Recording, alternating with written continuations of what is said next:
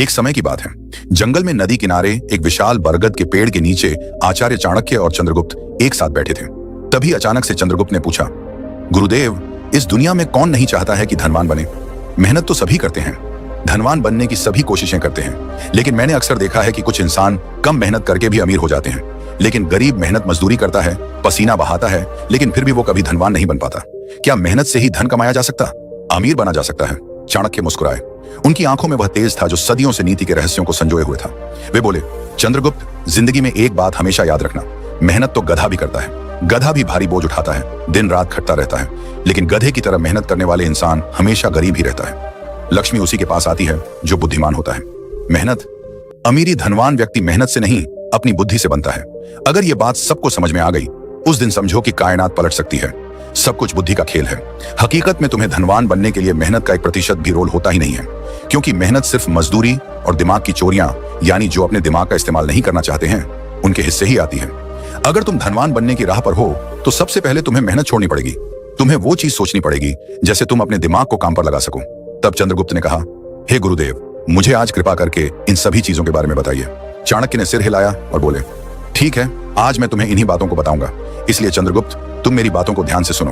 अब चाणक्य ने चंद्रगुप्त की ओर देखा और बोले, तब चाणक्य ने चंद्रगुप्त से कहा, मैं यह नहीं कहता कि तुम्हें मेहनत की आवश्यकता नहीं है। धनवान बनने के लिए मेहनत तो करनी ही पड़ेगी, परंतु उस मेहनत का तरीका थोड़ा अलग होगा। आज मैं तुम्हें वही समझाने जा रहा हूं। याद रखना, मेरी यह बातें तुम्हारे पूरे जीवन में काम आएंगी। चंद्रगुप्त, धन की देवी लक्ष्मी को आकर्षित करने के लिए मैं तुम्हें 7 ऐसे नियम बताऊंगा जो सदियों से राजाओं को सम्राट और गरीबों को धनवान बना चुके हैं। ये नियम मेहनत की नहीं, बुद्धि की पूजा करते हैं। हर नियम के साथ मैं एक छोटी सी कहानी सुनाऊंगा जो इनकी गहराई समझाएगी। ध्यान से सुनो, क्योंकि ये शब्द तुम्हारी किस्मत बदलने वाले हैं। नियम नंबर 1, लक्ष्मी बुद्धि की दासी है, श्रम की नहीं। चाणक्य बोले, पहला नियम यह है कि लक्ष्मी बुद्धि की दासी है, श्रम की नहीं।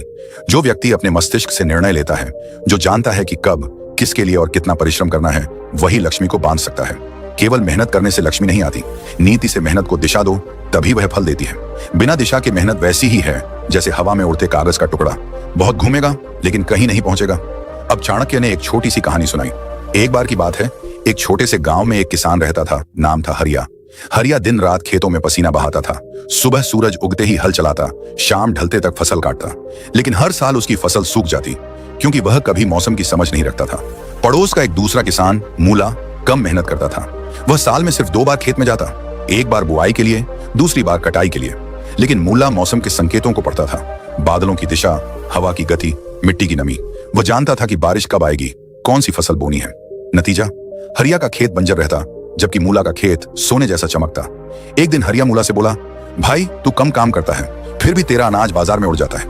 मूला हंसा और बोला, हरिया, मेहनत तो तू करता है, लेकिन बिना दिमाग के। मैं मेरी मेहनत को दिशा देता हूं। चाणक्य ने कहानी समाप्त करते हुए कहा, देखो चंद्रगुप्त, हरिया की तरह ज्यादातर लोग मेहनत करते हैं, लेकिन बिना बुद्धि के।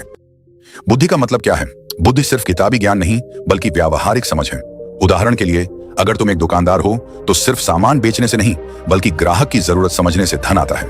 मान लो बाजार में सर्दी का मौसम है, एक दुकानदार ऊनी कपड़े स्टॉक करता रहता है, लेकिन बुद्धिमान दुकानदार देखता है कि लोग चाय की दुकानों पर ज्यादा आ रहे हैं, तो वह चाय का स्टॉल लगाता है। कम मेहनत, ज्यादा कमाई। चाणक्य नीति कहती है कि बुद्धि निवेश सबसे बड़ा